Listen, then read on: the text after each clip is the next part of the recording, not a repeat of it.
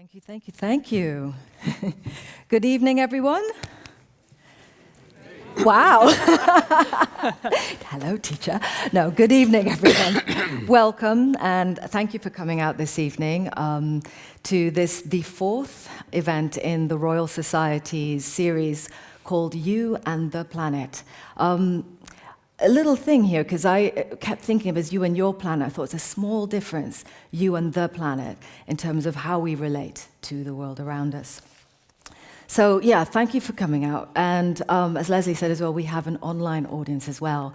We have viewers watching on the Royal Society's YouTube channel, watching live. They're live streaming this and on other online platforms as well. So that's an amazing outreach, not just for the people in this room, a really packed out room here in the beautiful Eden Project, a really inspiring place to have this conversation, and also here in Cornwall as well. So that's a bit about where we are. Now, a bit about who I am. My name is Gillian Burke. I'm a biologist and also presenter on the BBC's seasonal wildlife show, Spring Watch, Autumn Watch, Winter Watch. So that's my day job. My real job, however, is trying, and I mean trying, to raise my two teenage children. Thank you for that. Yes, trying to raise them in what seems to be like an increasingly complex world with some really, really big challenges, some planet-sized challenges ahead. So I really, I appreciate that, humans have had a really long and turbulent history. There's no question. And every single generation has been faced with really big challenges, really big struggles, really like overwhelming threats. But the difference now, perhaps, is we know so much more. We know so much more about our world, our planet, and what we're doing to it as well.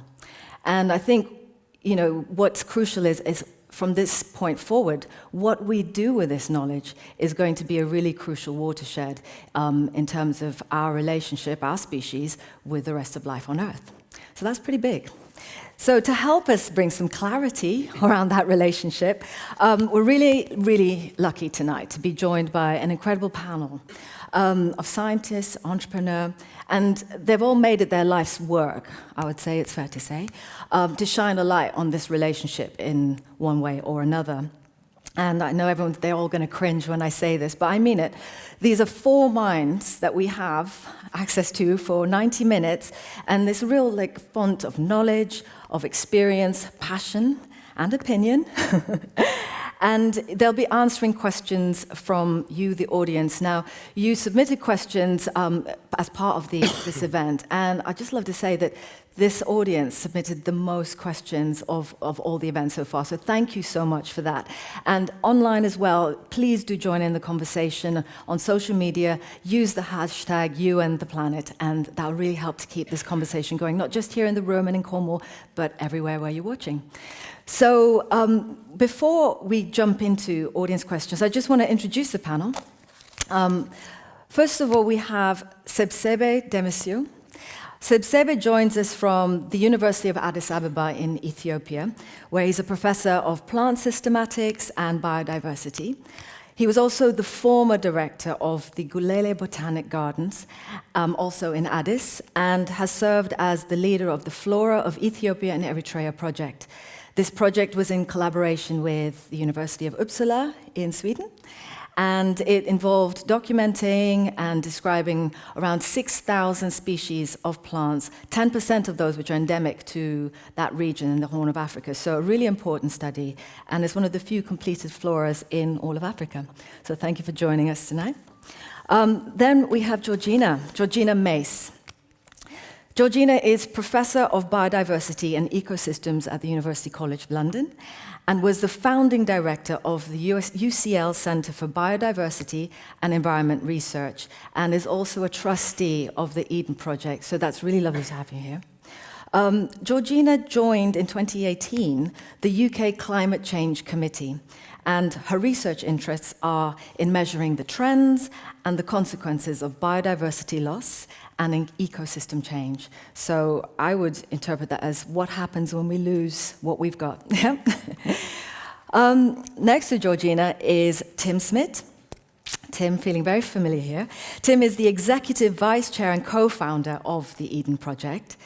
He discovered, alongside John Nelson, the now restored Lost Gardens of Heligan, and these gardens are now one of the most popular gardens in the UK. In June 2012, Tim was appointed a KBE by Her Majesty the Queen. Tim is now also the executive co-chair for Eden Project International, and this is a really ambitious project to have an Eden Project on every continent bar the Antarctic by 2025. So a really inspiring way to take what we see around here at the Eden Project to other places on Earth. And last but by no means least is Lindsay Turnbull. Lindsay is an associate professor in plant sciences at the University of Oxford, where she leads the Plant Ecology Research Group. She's also a trustee of the Seychelles Island Foundation. I'd say that's a pretty good gig. But really importantly, she co-led the I'll just backtrack a bit. She's a trustee of the Seychelles Island Foundation, and it's a charitable organization that manages a really important part, a UNESCO World Heritage Site of a remote atoll called the Aldabra Islands. And she co-led the Aldabra Cleanup Project, which aimed to rid the Aldabra Atoll of plastic pollution with the help of volunteers from Oxford University and also young people from the Seychelles. Now, I have a real link that my grandmothers both came from Seychelles, so that's a project that's close to my heart. So that's a little bit about our panel, and like I said, we're really, really lucky to have them. So before we join and jump in with the audience questions, I just wanted to give everyone a chance to, because I think what's going to happen is, for an hour, we're going to be like getting through as many questions, but really going into some detail of the things that you wanted to know. But before we jump in about what our panel knows, I'm quite curious about how they feel and what makes them tick.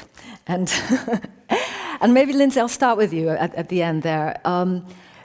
I read that you're really interested, if you could drill down what it is that you're interested in. It's looking at why the variety, why so much diversity in the world. And I would love to know what made you ask that question in the first place.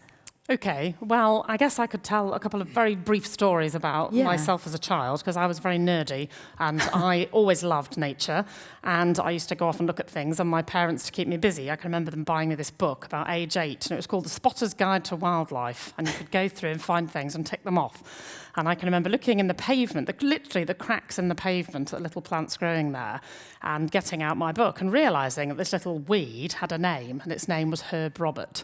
And I remember feeling really excited about that these little things that everyone just called weeds and walked over every day, they had names. They were proper species, they did different things, they had a life cycle, people knew stuff about them. And I thought, wow, that's really amazing. And so that's one reason that I've always been passionate about diversity, is just realising that it's there. And it's not just in remote tropical places, it's in the cracks in the pavement. And the second story I would say that motivates me is as also my parents, trying to shut me up and keep me quiet, bought me some of those little ladybird books, the mammals of Africa. And I remember having a rather sad one called Extinct Animals. And reading in that, and reading stories like what happened to the great auk. And if you don't know, and I'm sure you probably all do know, the great auk was hunted to extinction by humans in a really deliberate way. So the last 2 great auks were killed by 2 guys who went out to kill the last great auks, and even stamped on the last egg, with their boot and took them back. And I was so angry. And I was only 8, but I was so mad at them. And I just thought, how dare you? There's no chance now. I'll never be able to see a great auk. They used to be hugely abundant, and you've taken that away from me. And I think we all have to remember that. We'll never be able to see a great auk, but I want my grandchildren to know that there are still wandering albatrosses in the world, and that there are still Siberian tigers in the world, even if they can't go and see them for themselves. And that is what motivates me. Wow, so I asked how they feel. Yes. Thank you, because I asked, how do you feel before what you know, and you told us. So that was outrage. And do you think that still kind of fuels your work now? Yes, I do. I do feel outraged. Yeah. I think a lot of us do, right? Yeah. And just the carelessness of it in that particular instance. There was no really good reason for this. It was just carelessness. So your work now is really, how would you describe it in terms of this question of biodiversity? Sort of, how do you channel that into the work that you now do on plant sciences? Well, so some of the things I do are quite technical and ivory tower, as Tim would call them, trying to understand the mechanisms. So if you go to a chalk grassland in Britain, which is a really fabulously diverse system, can hold its own against any diverse system around the world, you'll see lots and lots of plant species growing side by side in a really tight-knit way, making this beautiful tapestry of colour. And we really don't understand that. Like, why is it, how is it that all those species can find their place in that grassland? And that's something that really fascinates me. And I also want that system to survive. So that system's quite vulnerable in Britain. It's been highly fragmented. So one of the projects I'm involved in is trying to think how we can connect up these little patches of chalk grassland and get back to something like we used to have, where the whole South Downs and the whole North Downs were sweeping areas of chalk grassland, whereas now they've all gone under the plough. So it's a mixture of being motivated by intellectual things, but also never losing sight of the fact that we are living in a time of crisis, and we have to commit ourselves to trying to mitigate that. Okay. Tim,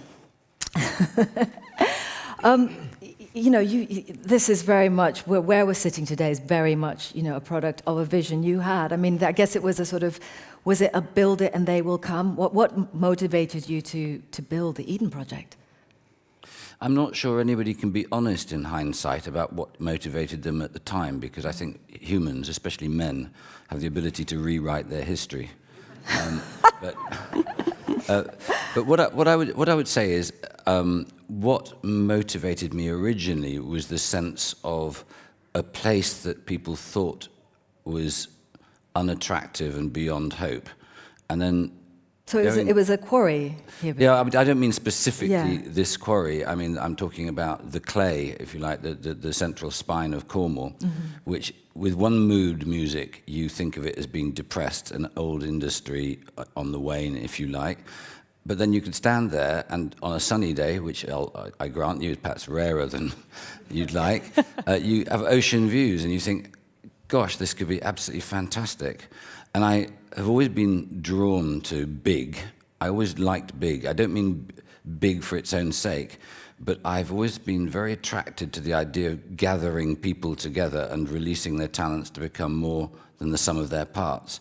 It's probably the thing that excites me more than anything. I love the cleverness of people. I really do. And I also love the idea that you can create a culture in which, if you like, people who perhaps didn't fit in normal organizations or gangs would fit, and you have it feels sort of biological. It feels like you've got the awkward squad, you've got the smug squad, you've got the people who think they know about this and a bit about that. And the one thing you discover actually is a real enjoyment in the human companionship of an adventure. And I've come to think over the years that perhaps that's one of the great sadnesses of most humans on Earth, is that our busyness, our concentration on stuff and things, leaves a tiny grain of deep disappointment in the soul, which is about the human condition needs a great adventure. And that is why, when we're looking at the subject of tonight, I feel rather weirdly hopeful that the challenge that we face will actually maybe be a bit like a slap around the face from a wet haddock. And you'll think, maybe this is an adventure worth us actually finding the best in ourselves to vanquish. And I must say, I don't know how the evening will pan out, but I would say that the last 2 years, certainly, of my life, of listening to people talk, whatever, it does feel as if there's a moment coming towards us where reasonable people of ambition and aspiration are going to get the floor and the mic and be able to persuade people that now there's a marvelous thing to do. Or a wet haddock. I had a bit sniggering there. I don't know if anyone's had that experience, but yeah, so the proverbial wet haddock may be on its way, yeah. Georgina, you've been on government committees advising, particularly more recently, on climate change. I mean, it's almost an absurd question to ask, what motivates you, but what maybe the better question to ask is, what keeps you going? Okay. Yes, actually, I'm better at what keeps me going than what motivates me. Yeah. So I also grew up as a child just being interested and kind of having a wonderment for nature. I've always loved the complexity and diversity of life on Earth, and it is the defining feature of our planet. You know, we are the only planet that has life, and it's this incredibly diverse life of many interacting animals and plants in really complicated ways. So I trained as an ecologist, and I like that complexity. I like trying to understand how complex systems are held together. And it was very difficult to be an ecologist and not also become interested in conservation, because the world is changing so fast. You can even read papers written by ecologists 20 or 30 years ago about systems they were studying and see how they're just been completely devastated in that short period of time of one scientist's study. So I sort of got interested in how those systems are being unpicked by people and their activities. And I think when I first started studying it, I thought it was quite simple, a kind of cause and effect thing. If we could work out what it was that were driving species extinct, and we knew which the most threatened species were, we could just go and sort out that problem and do it one by one, and the world would be saved. And, you know, about 20 years ago, we started approaching conservation that way, and it absolutely has not worked. Tackling the species one by one, tackling the threats one by one, is just not enough. And that's why latterly I've become much more interested in this whole interconnected system, the way that people and society are interacting with nature and the world, changing the climate, changing the landscape. And the answer has to lie in changing our relationship with nature. It's not a simple equation of pressure X on species Y, solution Z will get there. So I'm interested in that whole complex interrelationship between people and nature. That's interesting, because I sort of resonate with that. I did biology a long time ago now, my degree, and that sense of actually it was just curiosity. 20, 30 years ago, I guess, there was a sense that we did know that, not all was well in the world, but there was still, you could still be driven by just curiosity, and then to arrive in a place where that curiosity has to be applied into something. That definitely resonates. So what I'm hearing is connection and interrelatedness of things. And that's a nice sort of segue, really, to bring Sebsebe into the conversation, joining us from Ethiopia. That's traveled correct. a nice long way. Yeah. And it's really great to have you here because, the audience here, there's always a sense of, what can I do, tending sort of your own patch and also trying to, understand what action you can take, but then that sense of, well, what's going on everywhere else? So that's beautiful to have you here, Sebsebe, to give us a perspective on that. And I just wondered whether you could share with the audience, because I was sort of thinking, how can we start? And I wondered if you could describe maybe, an area of Ethiopia or Addis that you've worked in, that really you've connected with, and maybe that's been sort of the source of your passion as a botanist. Thank you. Thank you for the opportunity, and glad to be here at the Eden Project, which I have heard a lot about it. I'm glad to be here and to talk to you. I grew up in the countryside, so I was born in the countryside, grew up in the countryside, and enjoyed as a child what nature really provided. We go to the forest and eat the fruits, and we even enjoy crops. I mean, in those days, you could go to any farm and you are able to eat whatever you want as a child.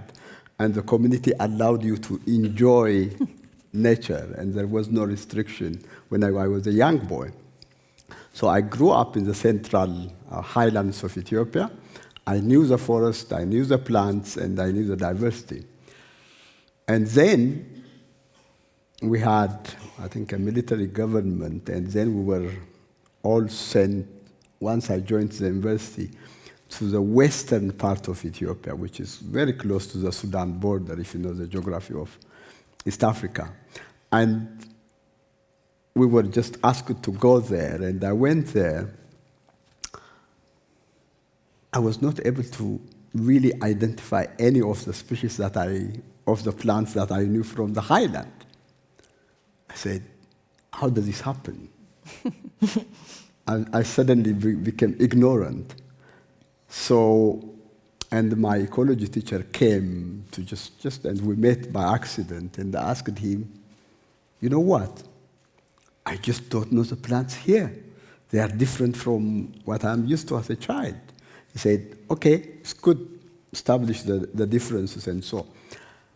So that was when I really wanted to study and understand biodiversity. Why do plants differ from the highland to the lowland? Then I really became curious, and then started to do more and more, and then as a young graduate, I was able to travel throughout Ethiopia. Then I was able to really see the big picture, that there is huge diversity. Ethiopia, by the way, is not only diversity of plants and animals, it's also a diverse culture.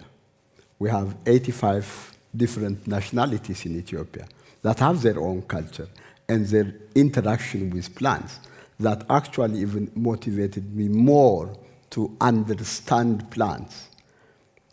And hence I was employed by the university, so my whole 30 years of my life was documenting what we have in Ethiopia. And together with that, Ethiopia is a very diverse country in terms of crop diversity. Maybe you know or you don't, there was this Russian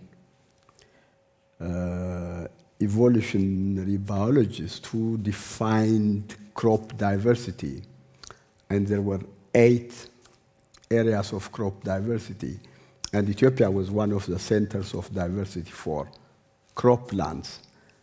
And the more I know, the more I was really inspired and just wanted to know more. So I still feel I'm young to really look at the diversity, but I'm inspired every day.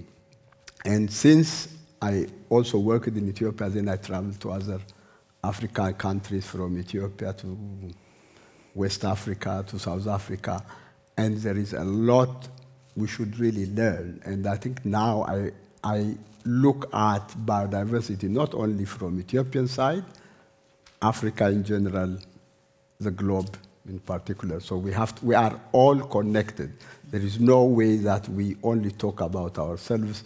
We have to really look at diversity in a human sense at a global level. Thank you. Thank you very much for that. That's beautiful.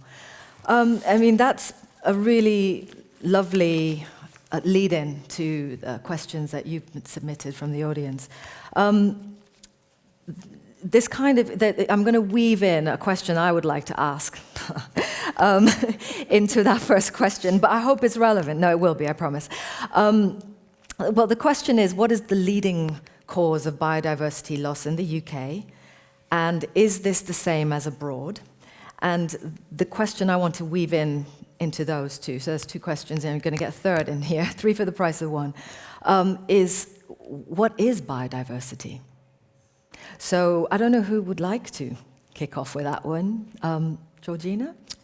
Well, I'll kick off quickly. So biodiversity is something about the variety of life, the number of species, but I think we should not just think about the number of species, because actually all the formal definitions talk about diversity within species, so genetic diversity, the fact that not everybody in this room is the same as each other, not all members of the same population in any species are the same, diversity of different species, but also diversity of ecosystems. So we have salt marshes and forests and woodlands, and nobody would want to live in a world where you just kind of smeared the same small number of species over the whole area.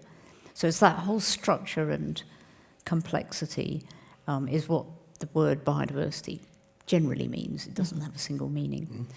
So the UK is not a terribly biodiverse place, we have to admit. Compared to Ethiopia, we don't have a great deal of diversity, partly because it was glaciated 12,000 years ago, so everything was wiped out, and what we have now is just what's grown back since then. But of course, in the last 150 years or so, since the Industrial Revolution, the main thing causing loss of diversity in the UK has been growth in the number of people, urbanisation, development of infrastructure, and basically removal of habitat from other species, and then increasingly the impacts of agriculture, particularly pollution and other kind of changes brought about by nutrients being added to soil and loss of soil quality. And now we also have an additional problem of climate change. So it's that, in the UK, it's mostly urbanisation, agriculture, climate change coming over the horizon. And it's not the same everywhere in the world, but certainly loss of habitat is dominant in most places. Mm-hmm. Lindsay, I mean, you've worked in some really remote parts of the world, islands that are thousands of miles from their nearest sort of political, I guess, centre. The Aldabra Atoll in Seychelles. And just thinking about sort of biodiversity loss here, and Georgina sort of painted a picture of UK biodiversity loss.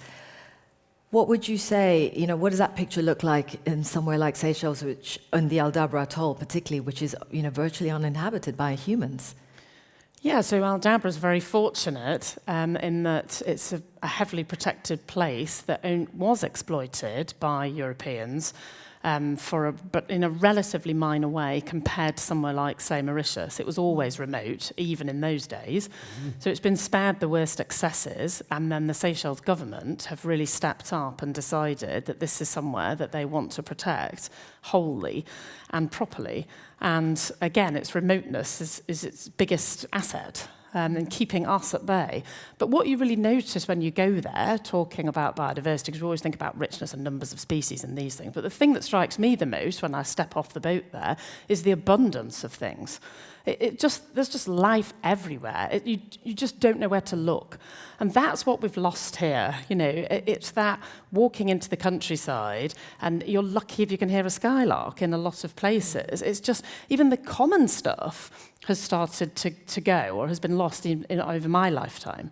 And that I find really sad. And I think that's something that really impacts people's lives. If you can't hear a skylark, that really has an impact on you as a human being, right? We want to hear them. Mm-hmm. So I think that, I'm also optimistic, actually. I think that we're really turning a corner now, and people are really realizing what benefits people get from being able to go into the countryside and hear skylarks, that actually has tangible benefits. And it's bizarre that we didn't realise that before, or that we had to have a number put on that in some strange way, when I'm sure everyone would have said before, of course I want to hear a skylark, but that's somehow the society we're living in now. But now that has a price tag, it's better, and apparently we're all happy to, really bring them back or protect them. Mm-hmm. So, Sebe, you can give us a perspective from, the question of this picture abroad, because interestingly, I guess Ethiopia has had many of the same issues as here in terms of encroachment because of a growing population. But Ethiopia is also a country that recently has broken a record with tree planting. So, that there's an extraordinary message there as well. Tell us more about that. Okay. So if we really look at the factors that really impact on the loss of biodiversity, there are really diverse reasons, and population growth is one, because Ethiopian population is about 113 million currently, and that we were 18 million in 1950. So you can really compare.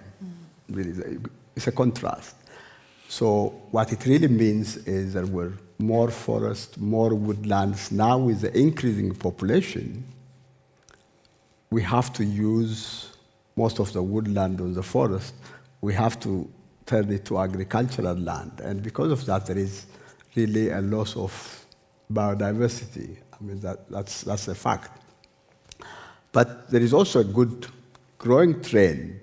Now, we have a young and new prime minister who is really green-oriented, and last year he really has this drive to plant more trees, and that was, I think, the world record of planting 300 million trees in one day. That's amazing. Yeah. Just think about that. Yes, yeah. So we hope that trend would continue. We have definitely deforestation in some parts, but we also have this positive really message. And with the young, I think the whole idea is to really teach the younger generation. Now there is a good mood, so we would hopefully reverse the deforestation that we have had in the past, but population growth is a real factor. But in addition to that, we have a number of invasive species that have really come from other places and that affect our natural flora, but we are trying to really curb that. Climate change, as George has said, it's not Ethiopian case, but it's a global case. I think it's affecting our global biodiversity. And yesterday, it's not a loss, but I was listening to BBC and they talk about floods in some places. That's a result of climate change, and also that's also a reduction of biodiversity in many parts of the world.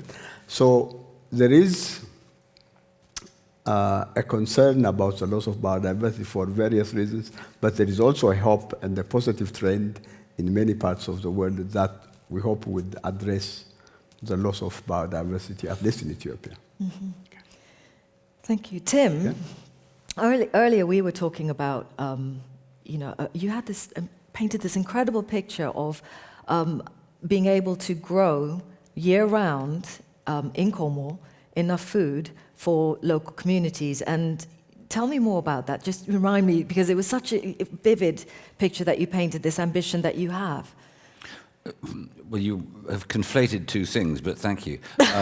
No, I was talking about the problem of people talking about silver bullets will cure everything, when in fact complicated thinking is often required to make things right, because there are a whole series of things that need to be adjusted. And we were very inspired going to Wales, where there's a great movement for local growing. And the difference between local growing as in terms of just doing it by the seasons and then expanding it so that it was 365 was so extreme in terms of its impact on the community and the community's willingness to buy local, that one of the things that was apparent is that with training and with collaboration between farmers, it is possible to create an entirely different agricultural system which is actually locally based, that's good for biodiversity, and more importantly, because it will then center on, if you like, local markets, it will draw attention to the towns and villages and draw people to go to the towns and villages, and thereby create regeneration in those towns and villages. And you can actually see it. Almost all of these issues are human issues, and the human issues need to be harnessed to spending enough time not thinking, oh, if we cure that, exactly what Gillian was saying, if you cure that, that'll be it. No, it's actually, you need, for example, good training. You need to have a law that says there must be a marketplace in each town, and there must be distribution centers which get the food around the place efficiently. I think we're smart, but we're actually not very smart in terms of the way we get our logistics right. And too many of the stories we tell ourselves are about superheroes doing one thing right which saves the world. And actually that's really, really damaging, because that really dispirits people when they do that thing that they think is going to save the world, and it doesn't. I much prefer, and I know a lot of people who are in the ecology sector, it sounds a weird connection, but if you look at the attitude of, say, Dave Brailsford, who took the English the British cycling team from nowhere to win the Olympics and become the best cycling team in the world, it was all about sorting out that little bit of clothing, this bit of the machine, this bit of the oil, this bit of the psychology of the cyclist, taking a pillow on tour. You know, it was all this stuff. It was really complicated things which led up to 0.25% here, 0.5% here. And slowly but surely there's a different picture, and suddenly you're a champion. Mm-hmm. And I think we've got to be more sophisticated. I think we've become infantilized with the stories we tell ourselves, so that, you know, it's not a time for heroes, it's a time for actually collaboration. So that's, yeah, so diverse thinking, because in a sense, what I'm hearing there is, you know, the original question is what's the leading cause of biodiversity loss in the UK and abroad? And what I'm hearing with that is, in part, it's a kind of, you know, a loss of diverse thinking as well. It's part of the picture. Yeah. The next question is, how do you make local people care about the local biodiversity? And how should we address the issues of deforestation, mining, and agriculture in places where the local community may not have other means of making a living?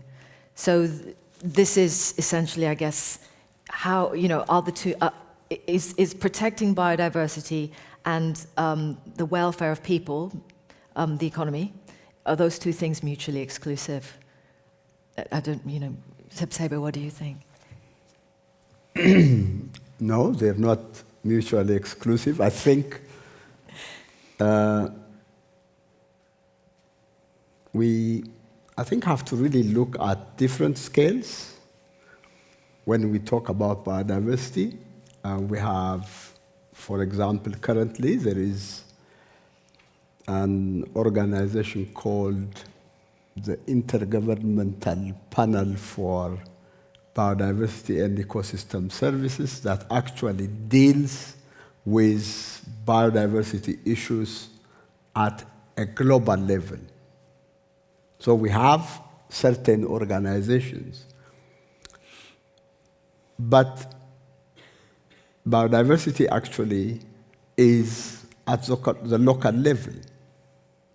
So how do we deal with biodiversity issues at the local level is a problem, because you can really decide on whatever you want to do, just like they decide that the UN, there are always this will be done and that will be done and should be done. But when we really come to the regional level and the local level, there is no mechanism to implement what is really agreed at the global level.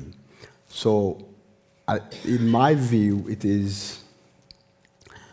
there needs to be not only formal education, but people have to really work together at the local level. Communities have to work together. For example, people in Cornwall, what do we want our biodiversity? What do we really want from our biodiversity? I actually studied in Sweden. My PhD was in Sweden.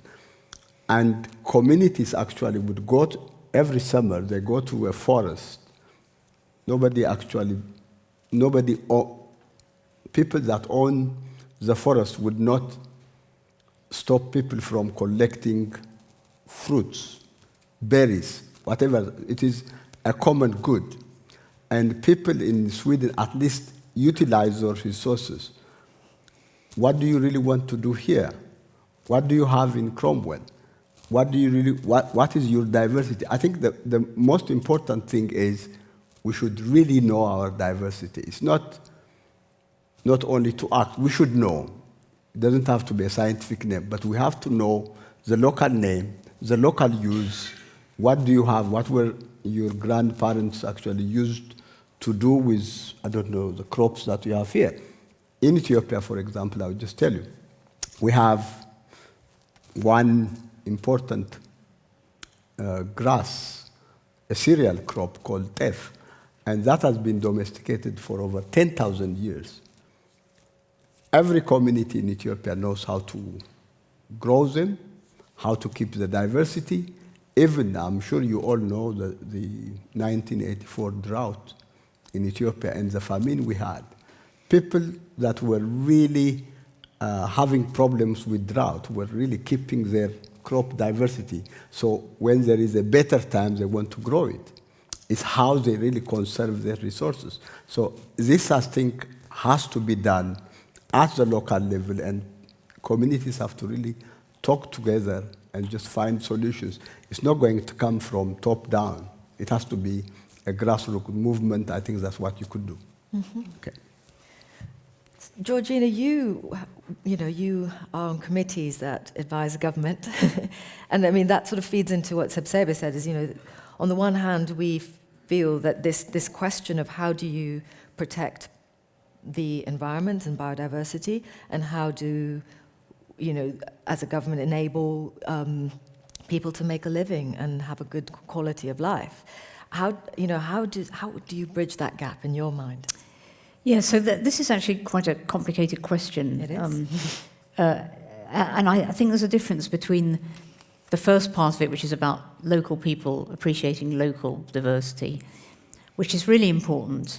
And I honestly don't know. I don't think you can make people do anything. The only way you can make people do anything is by setting laws and so on, and I think that's probably a quick way to put people off it.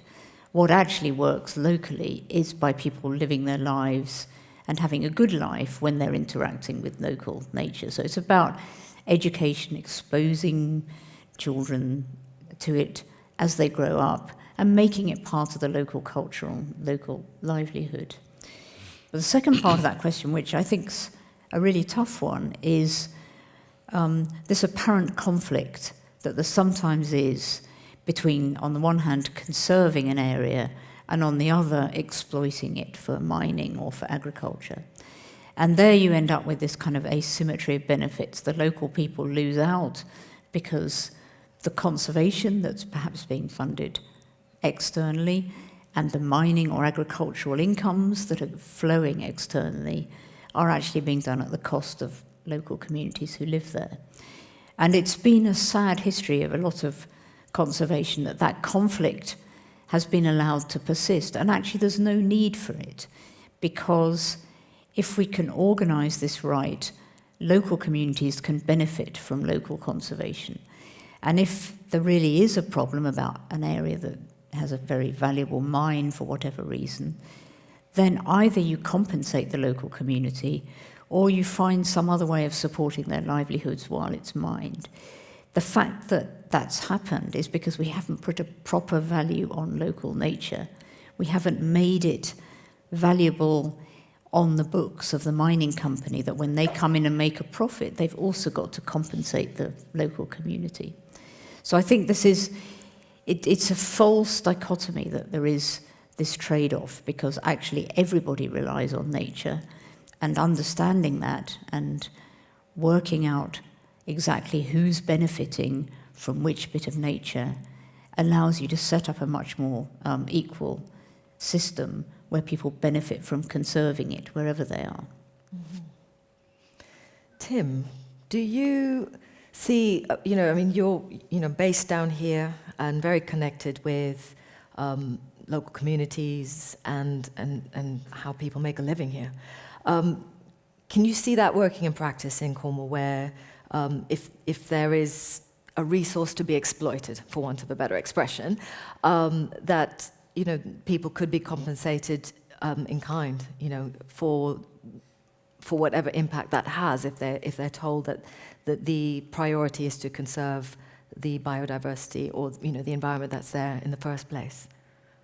Well, if your question is meant to be about agriculture, I think undoubtedly there's going to be a completely new contract between the people, the citizens, and farmers, and not before time. And I think most people, including farmers, agree it is time. I think the thing about compensating, the language is actually very aggressive when we talk about farming, people who actually feed us. We need them 3 times a day. I'm very pro-farmers. I think part of the problem is that, like bin men, we blame bin men for our rubbish. And actually, well, it's true, and we're very hypocritical about it. I think that farmers have suffered from the word subsidy, which feels as if we're somehow, in a low-rent way, making losers able to work, which is completely not true. They are the guardians of the countryside in most cases. And I think the contract between us, the people and farming has got to be rewritten to recognise the fact that the commonwealth of the countryside and its biodiversity and soil fertility and so on is compensated for properly in order for the management of it to be done properly. Because the ecosystem, if you take it into business, has been completely perverted by our selfish desire to have cheaper and cheaper food. It's actually less expensive today than it was in 1950 food. And we need to just grow up and actually pay the right amount of money for the food that we eat. And we also need to make sure that the farmers are properly respected and that the profession is respected. It's actually outrageous that the profession on which we all depend for our survival has been allowed to have its brand so eroded that it's not encouraging young people to go into it, and it's got an enormously high suicide rate. And I think I could get really upset about it, actually, because it's a complete blindness by all of us to the fact that farming is utterly crucial to the future of all of us. Therefore, it is a problem for all of us to make happy. Mm-hmm. Yeah, thank you. Lindsay. Yeah, I mean, I agree with quite a lot of what Tim says, and locally around Oxfordshire, I'm also trying to work with farmers. Like you say, what's the point of being in antagonism with people all the time, or just trying to point out what they're doing wrong without in any way helping them to do anything better, or to accept that you eat the products of their labour, as Tim says. I think my fear in Britain is that we actually at the moment have a farming community that is still largely dominated by real farmers, people who own this land, they farm it themselves, they have done for many generations, and it's not really clear what's coming, whether we might be moving into an age of where a lot of those people will just actually give up, and we'll be more in an American situation with, much bigger farms, not being run by the farmer, but by some distant company. And that is starting to happen more and more. So I think there's the optimistic future where we all engage with the farmers, and we have these local markets, and we start, we've had this extraordinary division of labour in our society, right, which has led us to be very productive and efficient, where I just know how to be an ecologist, and this person just knows how to be a farmer, and that person just knows. And actually that's part of the problem. It's like none of us understand each other anymore, or what role we're all playing, or how the connections that need to be there. And so, one future is we start to move back together a bit more, but the other future is we just atomise even further. So I think that's something we have to actively campaign against, to try to have a vision for the world we want and really try to push that and make it happen. And that's very challenging as a citizen, right, to think how can you do that in a meaningful way. That's a great, because in terms of, people here in this room, I imagine that is a question that, in fact, I know, because looking through all the questions that you submitted, one of the questions that came up a lot was, what can I do? What is the single thing that I can do? And I just wanted, Lindsay, with your background and perspective, it actually feeds in with what Seb Sebe said. It's almost about, I guess, plant blindness, which is not knowing. And again, it's not scientific being able to describe what species are in front of you, but actually just noticing the differences without needing to name them. Do you think, in terms of people in the room, our audience of people online, whether, maybe just having a sense of recognizing and taking time to acknowledge, on day to day, just wayside flowers, weeds even, seeing the differences, because once you can see what's there, then you notice what's maybe missing or is going. What do you think? Is that a helpful way to approach this? I think so. I think it's one thing we can do, and I think there's a lot of desire for it. I think especially from adults, actually, they want their children to have contact with nature because they see the benefits that it brings. I have a friend who teaches in central London with very young children, and she said it's extraordinary sometimes, the experience of taking them into just a small patch of woodland, and it's often the first time they've been anywhere in a natural environment because they've literally lived in a flat their whole lives and very rarely been in a green space. And she said, she had one example of a child who had literally never spoken to her until he took him to this nature reserve, and then suddenly spoke to her for the first time. Again, it's hard to put a price on that, isn't it? This is an N=1 thing, but she said, for her, it's almost miraculous, this impact that nature can have. So yes, we do need to reconnect with it, and that is a really important thing to do, but how precisely we do that without forcing it down people's throats or coming up with some hideous, rigid government programme which insists that all children ought to be able to identify these 10 weeds, and if they can't, then they're going to fail their SATs. I really don't want to see that, right? So it's sort of arming them with the Spotter's Guide to Wildlife, maybe, and encouraging them to go off and see it, and having someone enthusiastic to help them along, but not making it feel like this is something else to be stressed about. That wouldn't be good. No, I don't think anyone wants that. So the next question, I'm just looking at the time. How do we support the flourishing of biodiversity in a world where human population growth and the demands of urbanization and commercial agricultural practices are placing unbearable pressure on a limited land resource? I mean, we've touched on a lot of that, but I guess this is sort of maybe putting a little more focus here on human population growth. It's a tricky subject. I'm not sure anyone really wants to jump forward with it, but it is one we kind of need to look at.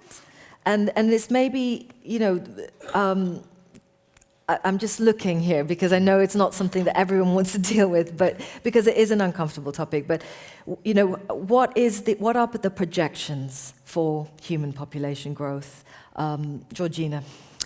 Yeah, well, I mean, I think there's a couple of things worth saying about the population problem. The first one I'll do is quote David Attenborough, which is always a good thing to do because most of what he says is very sensible. There's no environmental problem that wouldn't be easier if there were fewer people. So there's no problem accepting that there are an awful lot of us on the earth, and most of the problems we're talking about is because we're so numerous.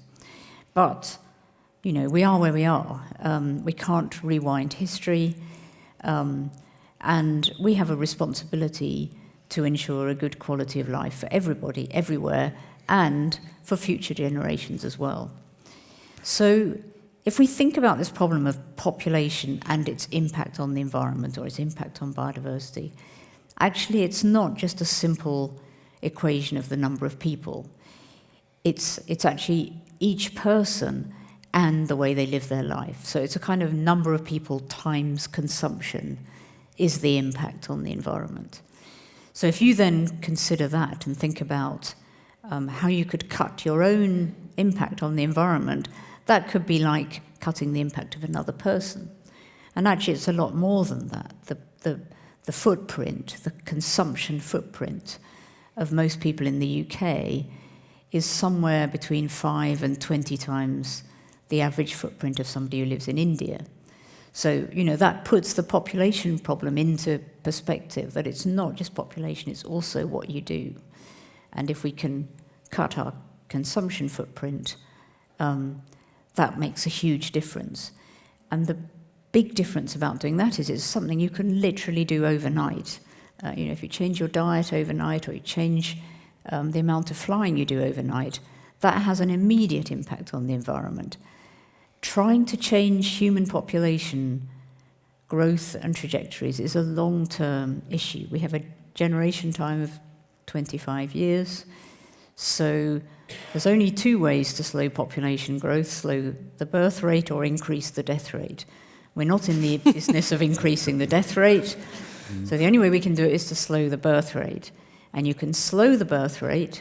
There are many ways that have been shown to work: educating girls, giving equality of opportunity and employment, and alleviating poverty. They're all great things to do anyway, so we should do those whatever.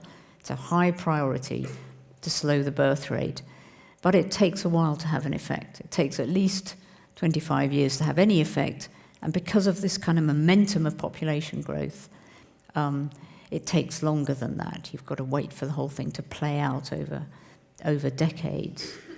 And then at the same time as that, this is playing out differently in different parts of the world. We've gone through what's called the demographic transition in the north, where the population rate is already slowing. It's back to just about replacement level, below replacement level in many areas.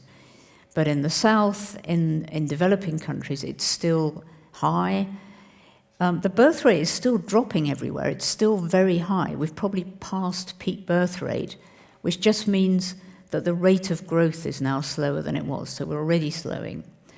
But it probably won't be till 2050 or 2080, depending on whose projections you believe, that will level off. But it will, because we're doing the right things, educating girls, alleviating poverty, giving equality of opportunity, and giving good medical care, which reduces the mortality rate and then has an effect on the birth rate. So it's just a long-term problem, and my view of it is working with consumption and working with how we live our lives is a much more effective short-term solution to the population problem than only thinking about how many people there are and trying to do something about it, because it's not something that's going to respond very quickly. Thank you. Does anyone want to add anything to that? How about increasing the death rate? I mean, Well, we can try it. I shouldn't have asked that question. So actually, it's really interesting that doesn't even work. So there've been these studies of, after the end of the First World War, there was a huge flu epidemic, and in certain areas, and even after the World Wars, and in a lot of animal populations, where you have a sudden increase in the death rate because of disease or some natural disaster, what happens afterwards is you get an increase in the birth rate. So it's not a good solution. Slowing the birth rate is the persistent, long-term, and actually a much nicer way to do it. Just have it slower. Can we have a round of applause? Thank you. That's someone who's Not brave gonna enough to work. take that question and answer honestly. Thank you. Yes, so I'm sorry, just thinking about that. It's a science answer to the question. Sorry, it's true. Can we also note that Tim wanted to increase the death rate? Yeah. He went there, he did. Yeah. But there is a serious point in here. I'm not actually advocating war as a kind of strategy, but it seems to me that my reading of history tells me that humans who foretell the future are almost always wrong. Which therefore, if I'm right, that means we will all be wrong, all four of us. Wow, okay. Therefore, I would like to vote, just so that it goes in the vault of future truths, I would like to vote for the fact that what's going to happen is something completely unexpected, like most men will become sterile because of the stuff we put in the water that we drink. Wow, well, only time will tell. That's right, that's the birth If you're watching online and you want to join in that conversation, please do. Hashtag you and the planet. Sebsebe. Yeah, I think I would like to, I agree with both speakers, with panelists, but to really, part of the problem of having more children in the third world is it's a kind of really guarantee for the future. Europe had really a reduced birth rate because you have a good social system, so you don't really have to depend on your children. In many parts in Africa, that's your insurance. So if you have more children, then you will be protected in the old age. So we could really see that, but in addition to this, I would like to really bring the sense of economic imbalance. Many people in the third world would really work 24 hours, and that's what you've said with agriculture. An Ethiopian farmer, together with his children, would really work in a coffee farm for years. But because he needs the children so that they would also help him not only at a later life, but also in the farm. Now, if there was a good understanding, I don't know how much you pay for coffee these days here, for a cup of coffee? Here, in the UK. About £3 for a cup. £3. How much would a farmer get in Ethiopia for a kilogram of coffee? nothing. So I think if we really want to have a better world, we really have to really think globally. I think Tim said the farmers have to be paid a good price for that. We can't go only Sainsbury and just look for cheaper price for every product that the farmer in UK produces. So let's just expand that at a global level. So if farmers, many farmers in the third world who actually work 24 hours, 24/7, get a decent amount for their labor, then they will have a good quality of life. They may not really need as many children as they have now. So I think to really put common sense to the population increase in the third world, we also have to really look into the economic imbalance between rich and poor, and also the decision-making process, because it is the coffee, whatever, that decides on the price. So I think we have to have a common sense where we really look at ourselves as a global people, as a global children. So if you live a good life, you would also like your brothers in the third world to live a decent life. So if we really come to this, what do you call this? Shops where, I see bananas, fair trade. Fair trade, yeah. Yeah. That kind of approach would actually impact the population growth if we really have fair trade and good economic balance between the rich and the poor parts of the world. That's what I just want to say.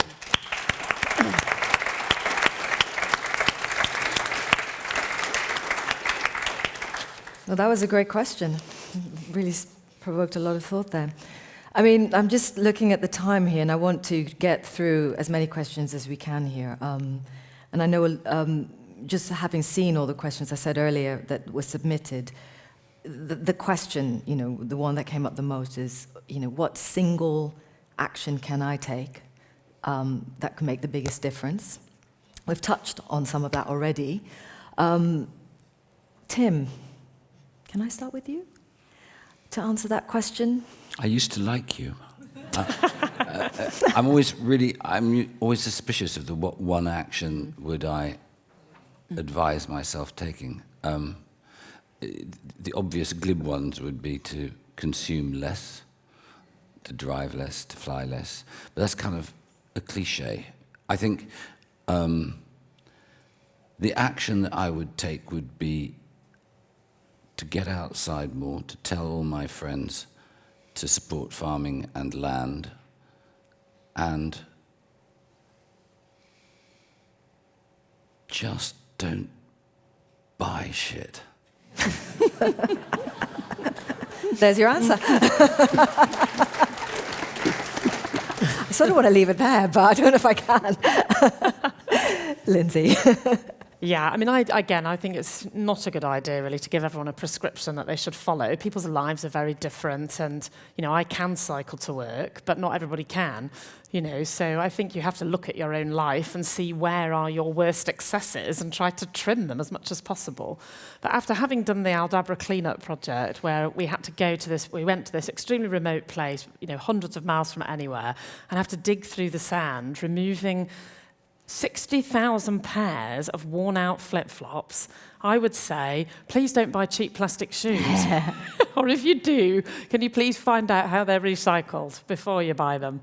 Because there's just so many mad things in our world right now, which is one of the annoying things about, it's so hard to do things. I think, well, it's hard to do some things. Some things are really hard.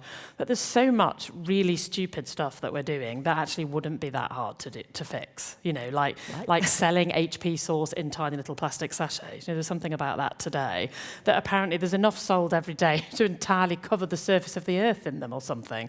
It's like, why are we doing mad things like that? And why are we making things that cannot be recycled? So I know that's not something, as a consumer, it's difficult, because obviously we all have to wear shoes, but trying to think about the choices and just making more of a fuss about it when you go in to buy it, asking them, and what's going to happen to this when I finish with it, please? I harangue the people in Hotel Chocolat every time, because everything's got masses of ridiculous packaging on them. So every time I go in there, I say, well, I'd really like to buy this chocolate, but I'm not going to because you put too much plastic on it. And can But you they please love make you a note there. of that and pass it on to the manager? Yeah, but I think you have more power like that, just going in and not buying it, but maybe actually telling them why you're not buying it. I mean, together, we can force through some of these changes, and they are starting to happen, right? There's a recyclable toothpaste tube now. First one ever. That is brilliant. It's a start. Well, it's many little starts, but yeah, this is something, a step in the right direction. Yeah. Yeah.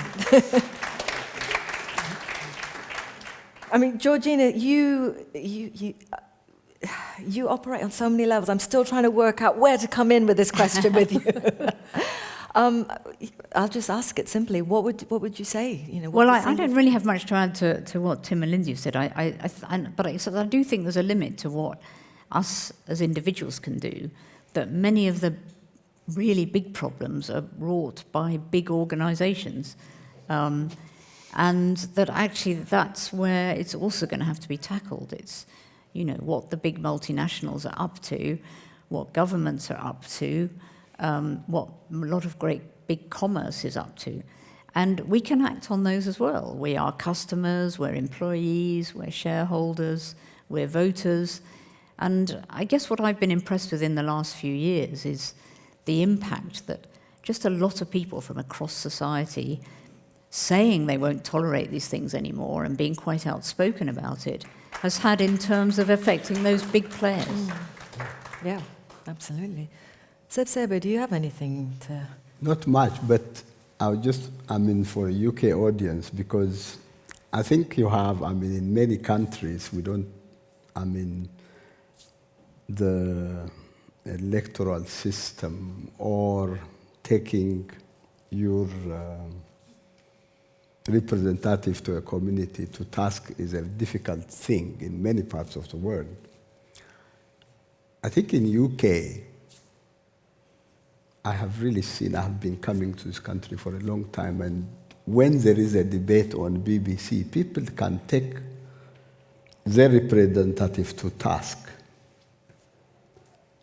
And I don't want to go to the UK politics, but you have decided what you want to do with Brexit or whatever, and you have changed parties or whatever. So there is a big capacity by each of you. If you really want to make a difference, you have to take your representative to task. If you want to have farmers to benefit, you should put those questions. So I think the power is on yourself. I may not be able to do it in Ethiopia because we don't really see our representatives often, but you have every opportunity to do so. So you have to really organize yourself and take your representative to task. Collectively, I'm sure you will be able to change whatever you want to do.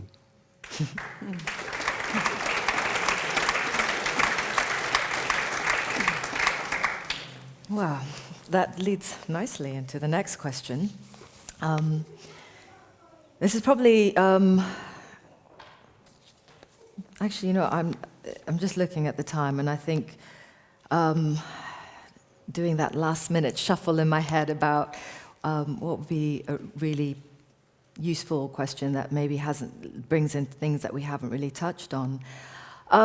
Maybe it's this one here, because one of the things I think the environmental movement can be accused of is being something of a middle class privilege. That's an expression I've heard quite a bit. And this question here, I think, sort of touches on that. Interestingly, it asks, do victims of war and poverty care about biodiversity and other preoccupations? By that, I assume that means environmental concerns. I don't know who would like to answer that. I'll say anyone one thing can. about it quickly. Yeah. No, of course they don't and they can't because they've got other preoccupations. If you're very poor, if you're at war, that's what you're thinking about. One thing I do think is true, though, if you turn it around, is that we won't solve poverty and we won't solve a lot of strife between countries and within countries without solving the environmental problem at the same time. The two are actually intricately linked, not only because some wars actually end up being fought over natural resources or over territory or over water, but poverty is often an expression of an inequality of access to good environmental resources. So I think dealing with the environmental problem equitably and effectively, trying to ensure sustainability of environmental goods and benefits for all people into the future is also a really good way of starting to try to deal with some of these other systemic global problems of poverty and war. Okay. Lindsay? Yeah, well, I mean, I've never had to, fortunately, live through a war, and I can imagine that, yes, then you probably wouldn't have time for much else. But for people in poverty, they are living at the sharp end. I mean, who are the ones who are living with the worst pollution and the worst environments? You know, people can buy their way out of them. So I think it's perfectly okay for middle-class people to be concerned about the environment, as long as they're not just concerned about their own environment, right? If it just degenerates into some sort of NIMBYism, then that's not something to applaud. But if you're more concerned about the general state of the global environment and the fact that, you know, you don't want anyone to have to live with a completely degraded environment and everything that means, then I think it's important to do that and to not feel, you know, guilty or not to be accused by people on the right of the political spectrum that it's completely self-serving to be concerned about plastic, say, because plastic ends up everywhere. In fact, a lot of our plastic just gets sent to places that don't want it and they have to live with it. So I think it's a little bit I think it can be abused, that thing of accusing people of middle class concern and in claiming that they're only self-interested. I mean, there may be people who are, but I don't think it's entirely that. And as Georgina says, actually, we want a better world for everyone, and that's what we should be fighting for. Sebe. Yeah. I think one of the root cause of war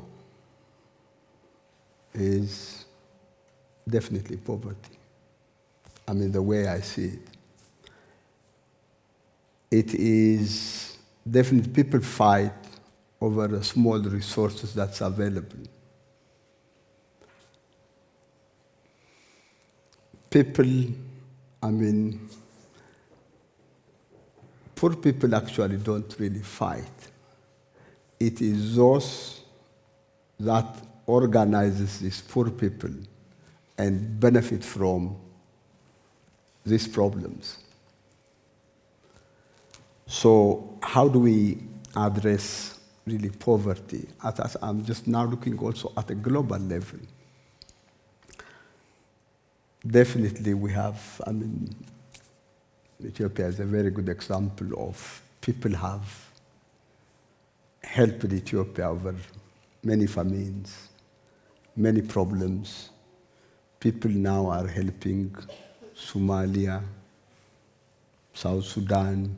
People raise money to really help, and it is well meant, and individual people are caring for others. I mean, the UK is Oxfam, whatever, in many countries are really helping many countries in time of need. But I would like to really think differently. It's always good to help people when the time of need. So I'm not saying that when there is problem in Ethiopia, Somalia, or whether it's my region in East Africa, it's not. I'm not saying don't help. Please do help. But I would like long-term development for regions, for countries that are desperate. What do I mean by long-term development? we have the World Bank or IMF, they have got so many prescriptions to many countries. But if you really want to raise people out of the poverty line, there has to be a sustained assistance. It's not that you really only give money. This is also capacity building. There are so many ways of helping, but I would like us, as a family of the world, to really raise the poverty line so that people will. It's only when there is really poverty, politicians use that problem to get elected. If people are educated, if they have enough money, they would not be cheated by individual politicians. So I would really like us to really think to give more assistance to development rather than only really reaching out when there is this TV footage of crying children. That is okay. I think it's just a good thing to help. So I'm not talking about you individually, but as a country, be it Europe or USA, should really think. I mean, there was this so-called Marshall Plan for Europe after Second World War. Why can't we do that for the rest of the poor parts of the world? So that we would really leave a good standard, so we're not cheated by politicians. And also, if we have long-term development, we don't have to annoy you, just come on your TV and just ask for money. So let's really go really up and have this developmental assistance in the long run. Thank you. Thank you. Thank you. Well, we've got about sort of a few more minutes just for some concluding remarks. And listening to all of that, I just remembered I'm reading a great book. It's called 21 Lessons for the 21st Century by Yuval Noah Harari. He's written extensively about human behavior, a historian actually. And there was an interesting line in that. It said that for the first time in history, more people are dying from obesity than famine, and more people are dying from road accidents than war and violent murders. So it's an interesting one. We're obviously living in a world that's very, very, two sides of the same coin. On the one hand, there are lots of poverty. On the other hand, incredible affluence. So just to kind of, just very short sort of concluding remarks, because in a sense, I think, when you're preoccupied with, the issues of climate crisis, of extinction crisis, it is easy to fall into the pits of despair and look at sort of, the glass is half full. I'd just love like a minute from each of you of how you do you stay optimistic? And if you do, how do you do it? Tim. Again. Yes. No, I don't want to be optimistic. I mean, we're all going to die in 25 years. It's over. No, the trouble with the format of a show like this is that you're forced into being optimistic, and I actually really am optimistic, and I don't really want to have to champion it as if it was a position. I would say, in the 30 seconds left to me, that the thing we haven't talked about, because we're all middle class, is that we don't get angry enough. We should be really angry that people are not behaving in the interests of the Commonwealth, and that those who act against the Commonwealth should be treated from now on as if they were treasonous to the human species, and we ought to police ourselves. And I'm serious. I actually think unless we're bold enough to create restrictions on people's behavior so that it actually does take account of a long-term future, we're really screwed.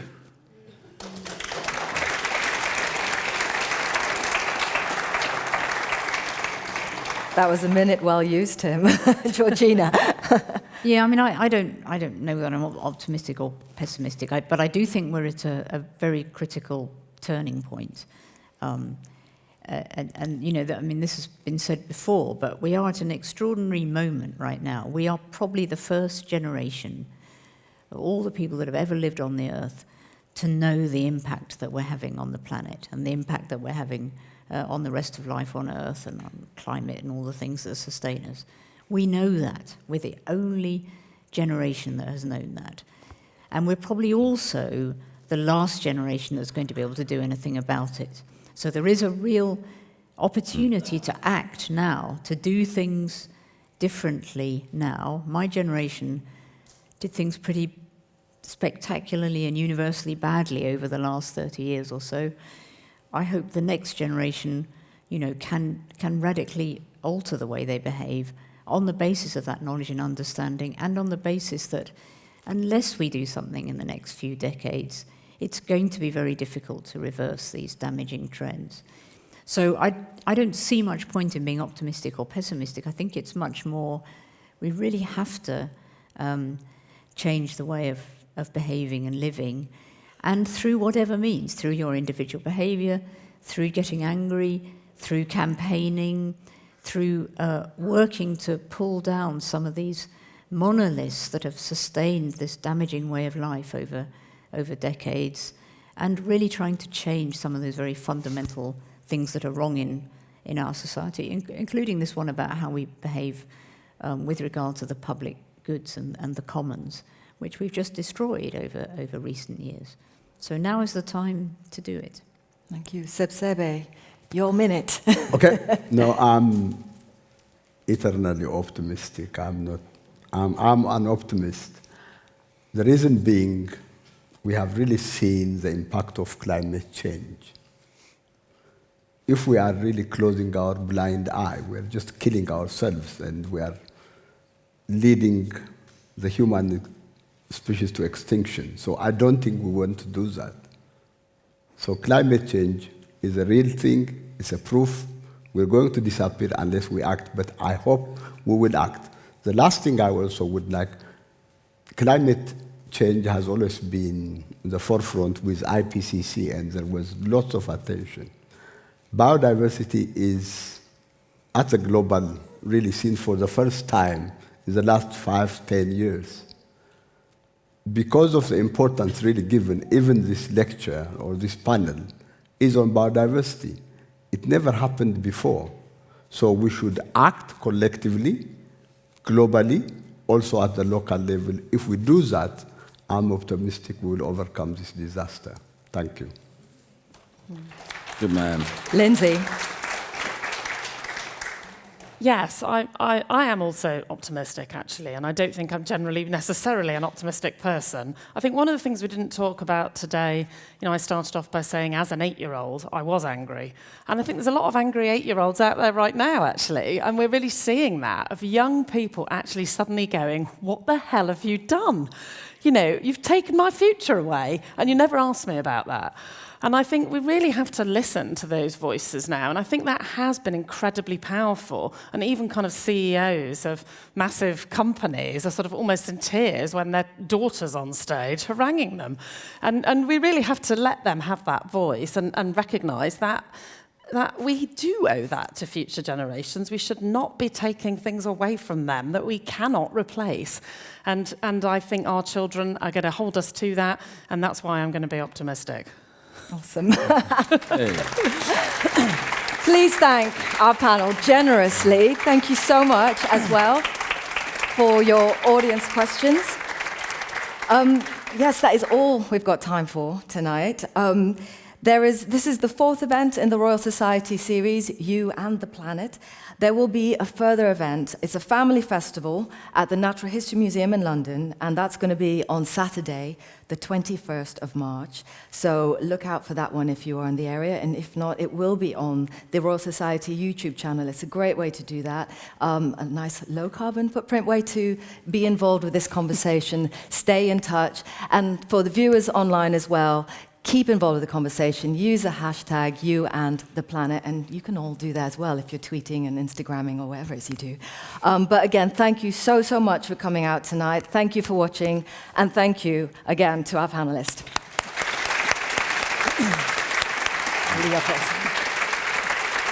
Well done.